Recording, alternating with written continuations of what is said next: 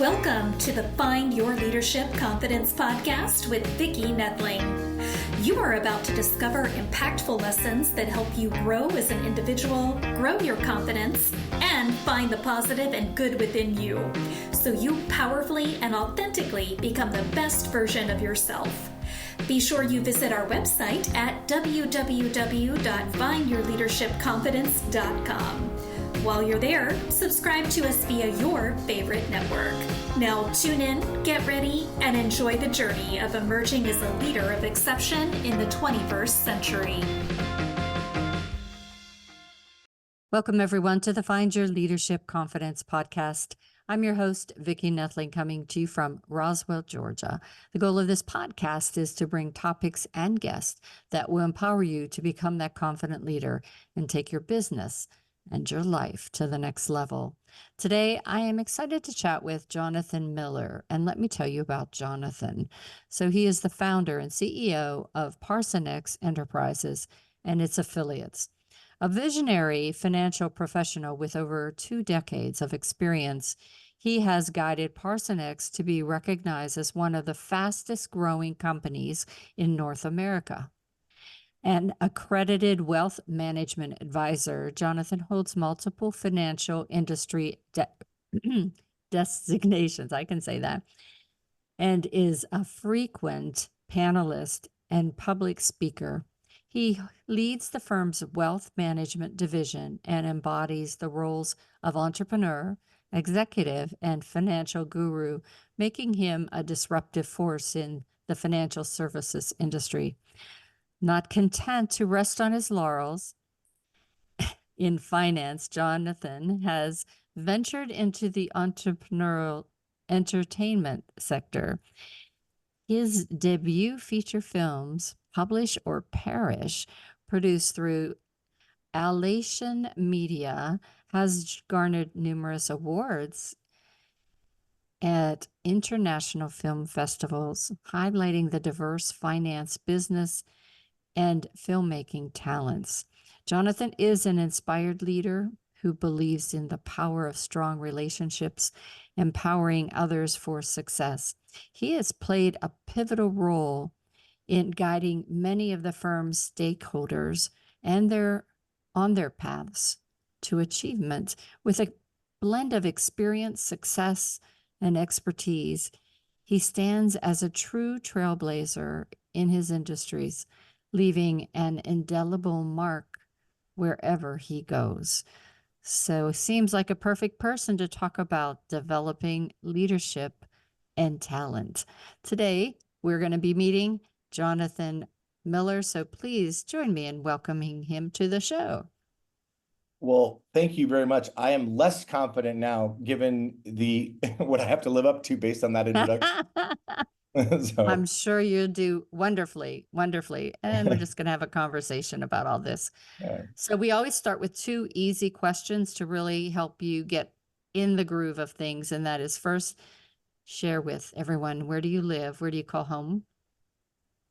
Well, we're headquartered in Colorado, and I have a place here. I am technically a Florida resident, and I spend a lot of time in New York and LA. So I get around, but most of many years up until even now, I've spent a decent amount of time in Colorado, and yeah, very good. Travel. And so we gave all of really your professional accolades and things, but I always like to have you share a little bit about your story that took you from maybe that college kid to all the twists and turns that life gives us on our journey to be where you are today. Yeah, I'll try to give you the short version. That's one of the things I typically tell young entrepreneurs is that people see the glory and they don't know the story. Mm-hmm. It's never a linear path. It's never easy. And it's never exactly how we envisioned. So I grew up lower middle income, but had a wonderful family, never went without a meal. But I think I perceived at a pretty young age that I didn't have things maybe that other people had. Not that that's a measure you should necessarily always use, but at least internally, that's, I think in hindsight, I felt like I wanted to go do something, but I had no exposure to people in business or didn't know successful people, at least closely around me. But I always had a desire to go and try something and just go for it.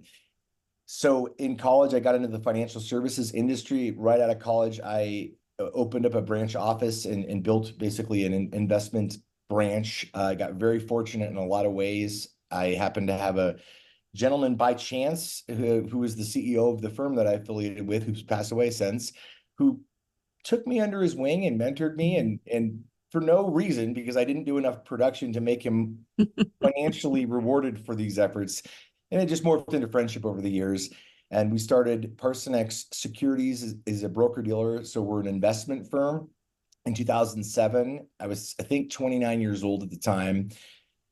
And then we just had to kind of always figure out a little bit better way. Now I'm in the creative businesses as well, especially from a financing standpoint in producing in film and entertainment. But I think in hindsight, I look back that I was always a creative person, in that it served me well in business, that you don't have to always do some earth-shattering thing. Just figure about how to provide a little bit better service or a little bit more clever way to do a certain activity, or how to get clients, or something you can do just a little bit better than everybody else. And over time, if you keep focusing on small improvements, then the net effect of that does become something that is different in the end. But that's where people see the glory in the result, and they say, oh, it was inevitable. It was just, of course, it was his personality or something to that effect. And I think that's not the case. I think it's doing a lot of things over a consistent period of time. And so today, Parsonex, the last several years, has been named one of the fastest growing private companies in the Americas by Financial Times. I don't know exactly how they do the stats on that. I keep thinking we're not going to make it the last couple of years, but we squeaked in. It's like the top 500 for North and South America. But that's really a testament to our people, and that we work on serving people and building relationships and empowering entrepreneurs and empowering people, our clients, who are a lot of times business owners or people doing well or aspiring to do well in their careers. And we're in a situation where we get to help people. And you do that well, and you are confident and surround yourself with great people, good things can happen over time, but it definitely doesn't happen overnight. That is very, very true. I love that you talked about the compound effect, or two of my mentors are Jeff Olson, who wrote The Slight Edge, and then Darren Hardy, who wrote The Compound Effect. Both of those, same idea. And you know, as I coach people, I talk about, just as you say, just celebrate the small wins. And before you know it, you got that big goal achieved. So excellent advice. Absolutely.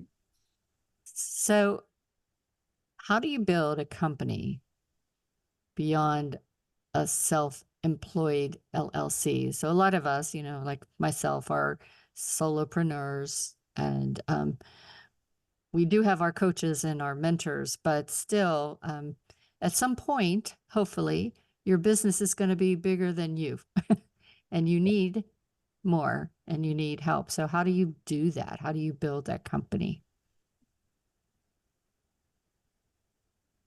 I'm going to piggyback off of what you said initially first, because I think that is something that's very easily overlooked, because we've had a lot of very young, successful entrepreneurs in the last 20 years with the internet revolution, because the value they're creating by technology disruption is so valuable that they get all this success and money at a much younger age. For some of these, you know, people we've heard about, Elon Musk or Facebook or these different things, that wasn't always the case. It used to be that statistically, a lot of people, Ray Kroc, I think the person who started Kentucky Fried Chicken, Colonel Sanders, like a lot of these people, Sam Walton, they had success after they were 50. And so it's a little jaded. I still think that for most people that can hold true in a lot of ways, because you have a lot more experience. But I think that the first thing, in order for your efforts to compound, because we're in the investment business, it's the same thing for clients' investment accounts, you have to allow them time to compound, and you have to go through ups and downs and not think that that's an abnormal thing, and not let it scare you out of the market if it's an investment account, or scare you out of the vision you have or the business you have. Now in business, you get to make adjustments along the way. But to your question about how building do you a company beyond an LLC, I think the first thing I would caution everybody to do, because there's a lot of companies out there, we've attracted people from some of these firms. I started in the industry with a firm they sell you on this. You want to be in business for yourself. You want to be at this position, running your own business. And I bought into that. It was great for me and other people as well, but that isn't for everybody. Yeah, that's true. Yeah, my nephew is actually, he was an intern through high school, and then he came full-time, and he's going full-time college. Now he's graduated, and he was asking me something about like, which cash flow quadrant box, Uncle Jonathan, do you fall into? Like, is it the employee, self-employed, business owner, or investor? I took a deep breath. I go, said all of them. All of them. Yeah, And that's right. and I think so. There is something to be said for having a business that fits your lifestyle. It doesn't have to always be transformative. And I think growth by itself isn't always the right goal. I know that sounds weird, and I've pursued it myself, and you do need to set goals, but I think growth is the result of a healthy organization. Yeah. Growth happens. So if you focus on being healthy as an organization, growth is kind of the natural thing that happens. But specifically making that transition from being a self-employed solopreneur, I think you said, we have actually some very successful financial advisors with our firm that their businesses have now gotten to where they're generating $500,000 or $1 million of cash flow per year. And I had to go through it many years ago as well. It's very difficult. I thought it was very difficult because you get so used to doing things to a certain standard in an excellent way. But if you want to grow, you know in the back of your mind that you need to be spending your time on the valuable things. So you have to get things off your plate. And in order to create more capacity, in order to invest in others, you have to include others in your vision. And then that does mean giving up some. So it's this delicate balance that you want to maintain certain levels. And I heard from someone, they said, if you have a person on your team who can do something 70% as good as you should give it to them to do. Because then they'll do it for a while, and then they'll get to 80%, and then they'll get to 90%, 100%, and then they'll be better than you at it someday. And we do have examples of that in our organization. But I personally found it hard because the details matter, and you want to be on top of everything. Even though I'm not a detail person necessarily, I know that they have to be done a certain way.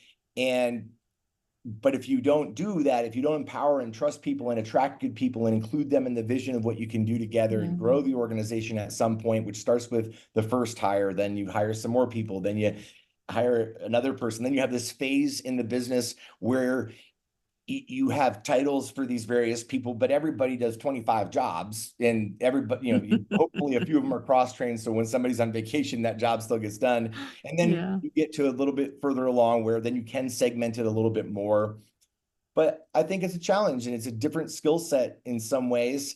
But I think when you keep working at it, and if people have a desire to do it, and you watch podcasts like yours and read books and learn and just keep trying to get better, do the best you can with what you have, where you're at, surround yourself with good people, and be persistent about constantly improving. Those small changes add up over time. Yeah.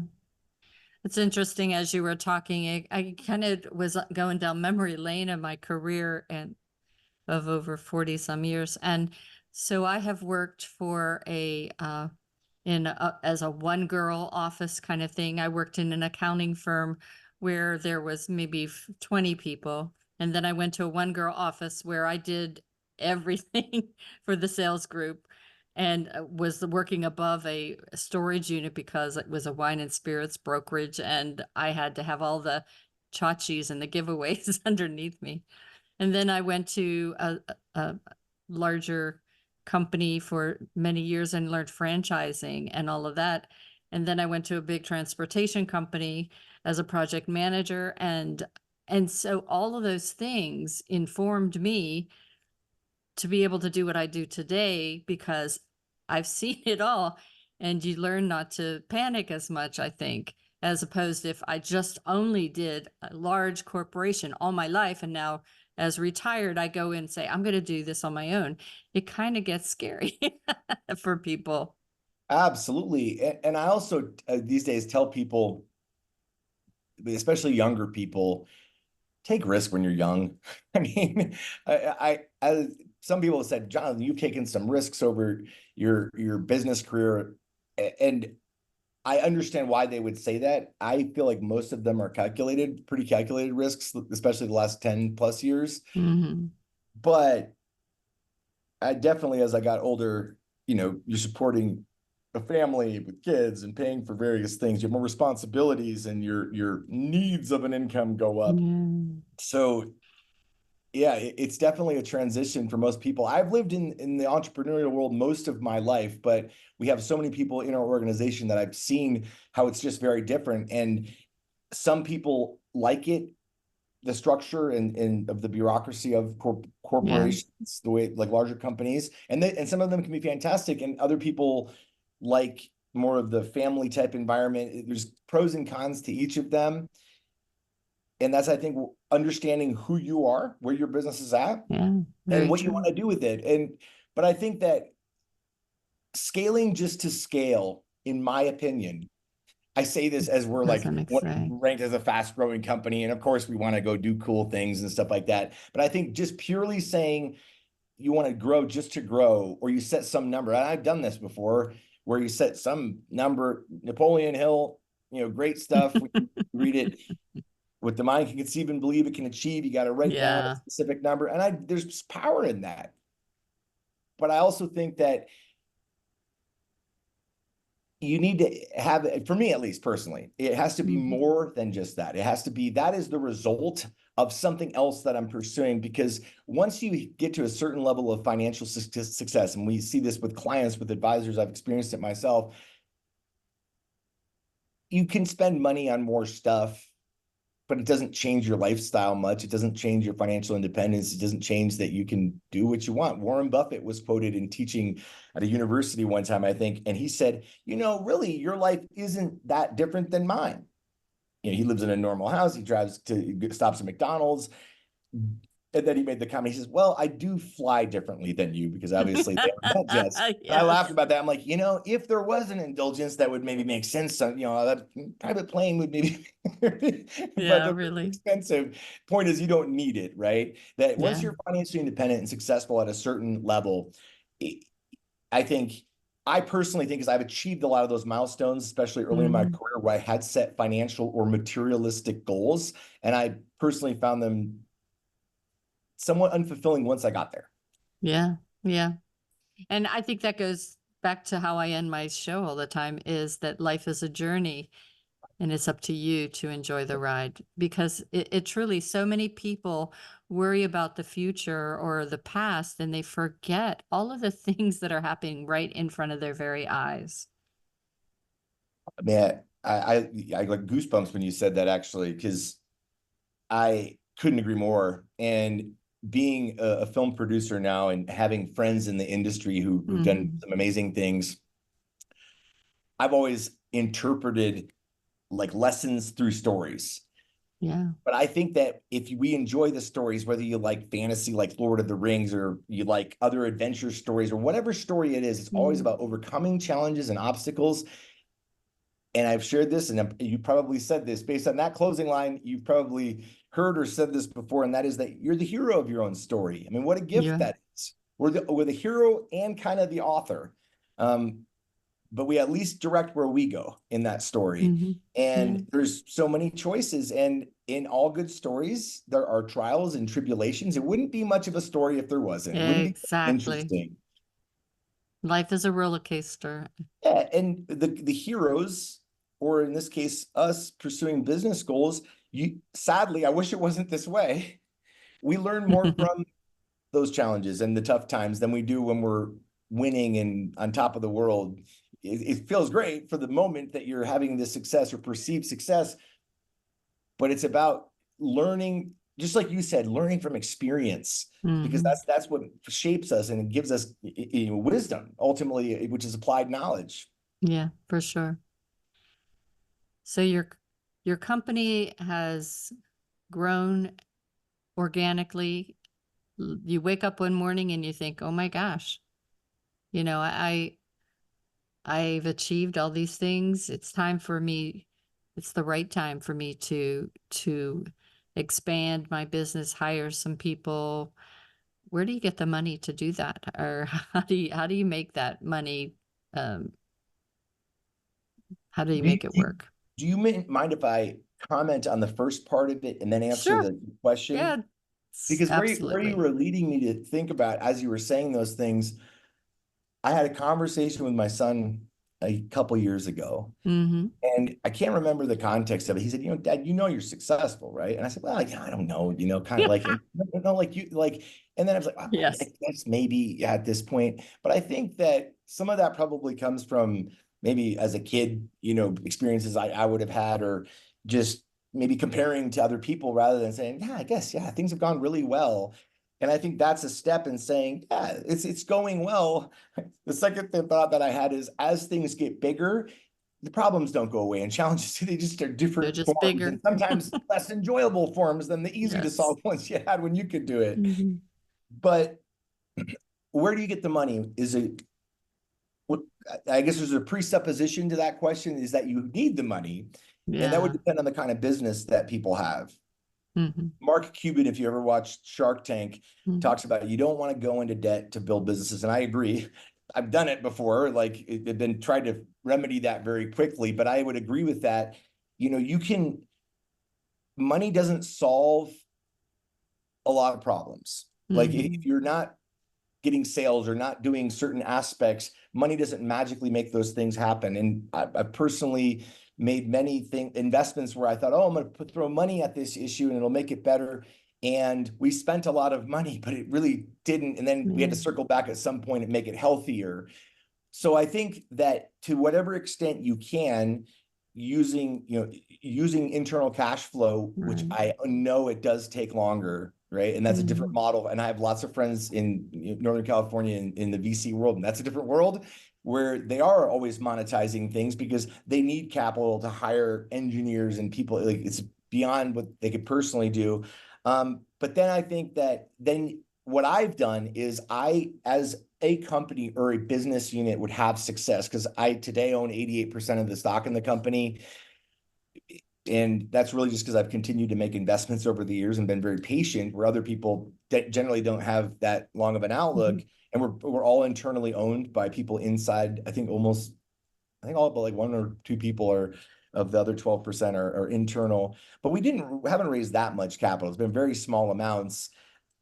I would say that what I did is I took something that was making money and said, okay, now we have some extra cash flow. I could just pay myself more, or I could just, profit more and take a vacation to a beach. Or if you have the entrepreneurial bug or curse, whatever it might be, I say, we really could bolt this thing on there. And I've tried to become a lot better about firing bullets before I fire cannonballs, as Jim Collins would say. But we've definitely fired a couple cannonballs before that were not calibrated and then had to reverse course. And it's not even sometimes the money that you look back and go, man, we spent a lot of money that was not fruitful. It's the time and effort and frustration that you put towards it that didn't pay off. So, but I think that you learned. You learn. You either learn from it or profit from it. Hopefully both long term. But I think that's how I've done it. And then in certain businesses, depending on what the business is, they might need capital or overhead. That is challenging because like I mentioned, I started out with no money and I started making some cash flow, but cash flow is always taxed. So it's not like you're accumulating lots of investments and back end liquidity while you're spending money in growing a business. Your value is in your business or the future value of that business.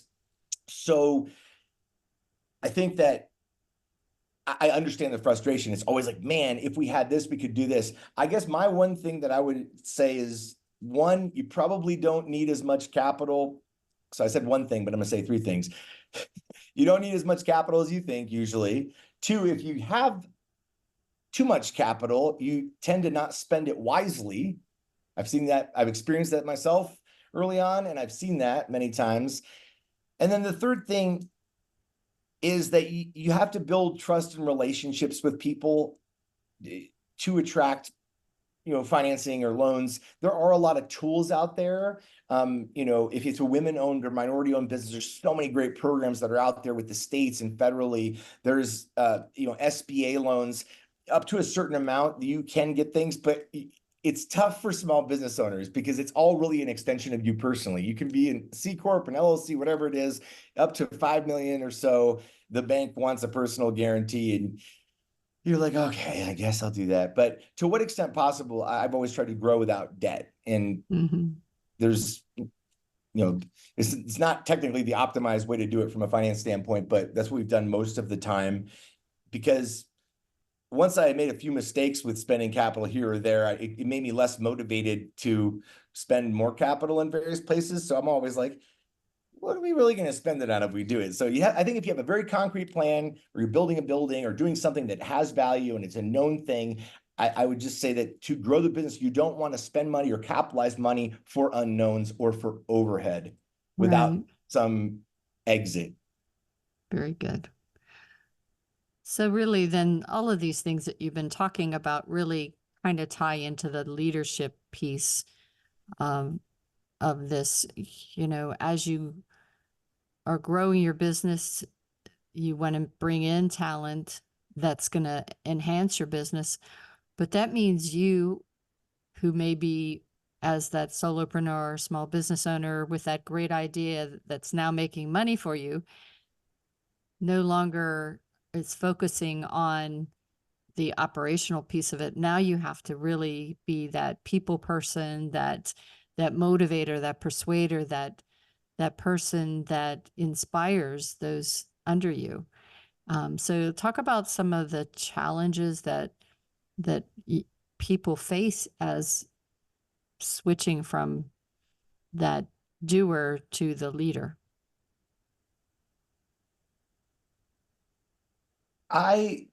Personally, we all have different strengths.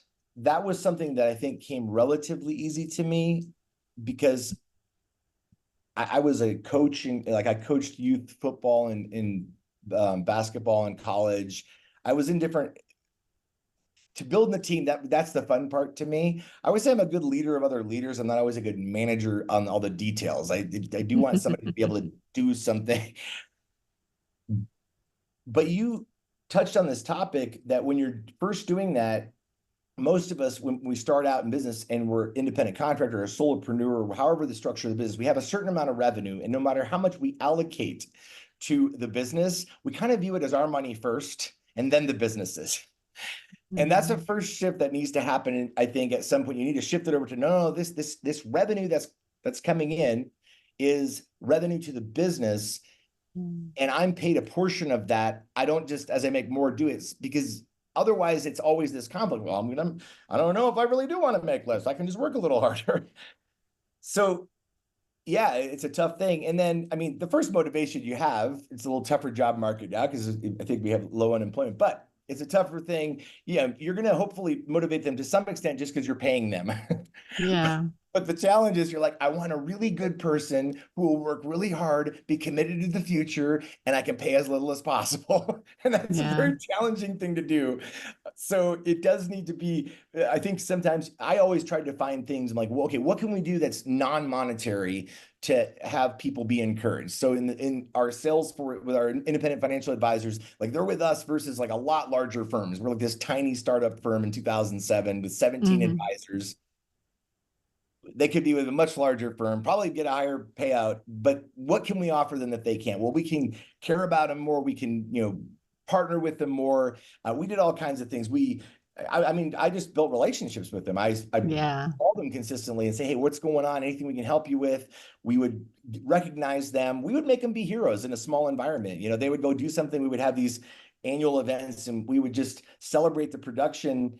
Over the years, what happened is some of the top partners, we call them because we're structured like a law firm, their production numbers got so high that we realized this is actually demotivating to everybody else. So we switched to a progressive award system where you're not competing with that person when you're 2 years in the business. You're competing on your next steps. It it was a reminder what you said in the beginning of the show. I'm like, yes, we always got to keep leaning into that, because it's always just about taking one more step and then taking another and then taking another. How do you eat an elephant? One bite at a time. I've never eaten an elephant, but it sounds sounds right. sounds correct, I guess. So. Well, time has flown by. We're just going to do one more question, and that is, what would your key message be about developing talent in organizations today? And you know what, we talked a little bit about it, does size matter? But you know, I think we kind of established that. But you know, we have, as you said, the talent pool is not what it used to be in terms of people hungry looking for jobs. There's a lot of thankfully low unemployment, but you also have a lot of people that after the pandemic started to question their current situation. So how do you attract, you know, those people to say, hey, yeah, I do want to try Jonathan's organizations, because it does sound great to be judged against my peers as to always thinking, well, I can't do what Jonathan's doing. I mean, and that's who's always getting the awards. Right. Yeah. And their numbers are so big, we can't ever do it. Mm-hmm. And those are the advisors in the field for independent contractors. We also have 20 employees in the home office, and actually have an office in New York as well. Mm-hmm. And I mean, first of all, we've made plenty of mistakes and learned many lessons. We've always tried to have a good culture, though. And I think culture isn't about giving them bonbons and things like that, or having a stocked, kitchen, which isn't a bad thing either.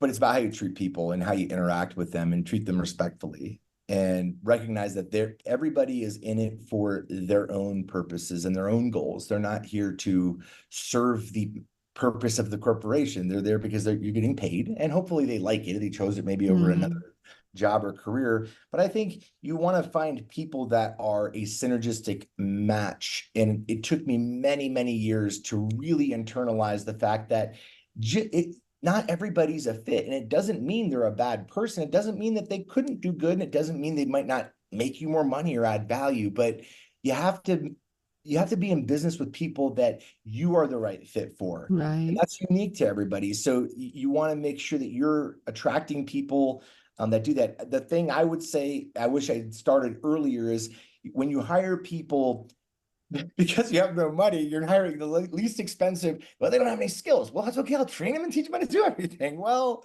the problem is that can take a very long time and they might not get it. So once you have a little bit more money and you're hiring somebody with a certain skill set, I think it's important to give them, as Daniel Pink, another great book called Drive, he wrote. It was about Motivation 2.0 is what I think the subtitle was. But he said that in old organizations, when it was just in factories and it's a task, the reward punishment system worked great. You can output more widgets faster, we'll pay you more. It worked. Yeah. But as soon as any amount of thinking or small thinking or relationships are involved, then that kind of goes out the window. And what he said is people want autonomy. They don't want to be like in the movie Horrible, no, not Horrible Bosses. It was where he had 4 bosses, The Office, where yeah, I think he said he had 8 bosses at one point. Oh God. People want to be autonomous and do their job. They want to be good at what they do. So you got to equip them with the skills and resources to be able to master it so that they feel competent. And the last one he talks about is having a purpose. And then when I first skimmed it, I thought it meant some greater purpose. But that's not what it is. It's actually that they understand the purpose, that what they're doing matters and how it matters to the organization, that they're not just there wasting their time, that they're making a difference, either helping their colleagues, their coworkers, clients, customers, and they're making a difference, because we all want to do things. Yeah. There's always something beyond money that motivates people. And most people tend to be happier when they choose things based on what gives them joy and fulfillment. That's right. And there's a lot of times a monetary sacrifice to that, but that's the way to have a good life. And I think that's hopefully the goal for everybody, because the business fuels life. It's not, life shouldn't just be all business, even though as entrepreneurs, we love it. So. Awesome. Well, it's time now for me to share my slides. So if you are listening, you know the drill. Quick, go get a paper and pencil so that you can write down the website information to be able to connect with Jonathan. You will be able to find all this on my Vicki Noethling YouTube channel, so please subscribe, as well as my findyourleadershipconfidence.com website. So the website is parsonex.com. That's PARSONEX.com. On Facebook, you can find him by his name, Jonathan Miller. And on Instagram, it is that company name again, Parsonex number 1. So that's the PARSONEX number 1. So it's the numeral 1. And again, all of this information is on my YouTube channel and on the findyourleadershipconfidence.com. I'm going to let Jonathan tell you a little bit about the things that you can find when you go to the website of parsonex.com, as well as what he puts out there on that Instagram channel. There, it's all yours. I have to make a confession here. When you're giving Parsonex 1, that is my personal Instagram. We were at a Hollywood premiere in August last year, and everybody in Hollywood uses Instagram, obviously, as does most of the world. My 18-year-old daughter was there with me, and I said, Kaylin, I don't think I have an Instagram account. I think it's a company account. She goes, no, Dad, you have a personal one. You just named it Parsonex 1. And so anyway, but I do use that since then, and it is a pretty cool tool. Yeah, I mean, Parsonex, what we do is we help people become and remain financially independent. And then for people who are already financially independent and maybe they had a huge monetization event, we help them manage their wealth. And that is something that we've gotten really good at over the years, because we believe that while there's all these products that are out there, you have to have some good philosophies, which we believe we subscribe to, like Warren Buffett, long-term investing, being disciplined, but keeping it simple, not making it overly complicated. But at the end of the day, all those things are tools. What makes the biggest factor in someone's success when they're investing long-term is their behavior, the things they do and the things they don't do. And the number one influence upon behavior is the quality of advice that they either get or they don't get. And we really only heed advice generally from people that we trust and have a relationship with. So we're very relationship focused. We're in a service model. So we build long-term client relationships. We have teams of people that are very competent, very skilled, have done it a long time, but we tend to attract people that care about serving clients and building relationships. And I judge how successful we are in that arena by how many wedding invites and golf invites I get from all these people we take care of and we become friends with over the years. And then on the entertainment side, we're very unique in that because we have relationships in the entertainment industry. The kind of thing, one unique thing that we offer for wealth management clients or accredited investors is we have the ability to help them structure investments in the entertainment industry, which isn't just, everybody thinks, oh, it's very high risky. Yes, it's very high risk if you do it in a vacuum, but done properly, there's a lot of ways to do it either with very little risk, but it has to be done correctly. And that's why we have partners that we work with on that stuff. Fantastic. So Jonathan, it's been great chatting with you. You gave a lot of information. There's probably more that we could talk about at a future date, but I appreciate all of the information you did share and great stories. You're down to earth kind of guy, so who wouldn't want to work with you, right? Oh, thank you. Well, Awesome. Congratulations on your success and your story and taking all that experience and going out and doing something like this, because, you know, so many people talk about it, very few people do it, and even fewer persist with it. So congratulations. And it seems like you enjoy it as well. I do. Who knew? Who would have known? So love the age we live in. We were born at the right time with the technology and tools. So that's exactly right. And exciting things coming in that arena as well. All right. As always, I remind everyone, as mentioned earlier, life is a journey and it's up to you to enjoy the ride. This is Vicki Noethling signing off. Thank you for tuning into the Find Your Leadership Confidence podcast with Vicki Noethling, where we share impactful lessons that help you grow as an individual, grow your confidence, and find the positive and good within you so you powerfully and authentically become the best version of yourself. Remember to visit our website at www.findyourleadershipconfidence.com and enjoy even more great episodes like this one. Again, while you're here, subscribe to us via your favorite network. We look forward to seeing you next time on the Find Your Leadership Confidence podcast.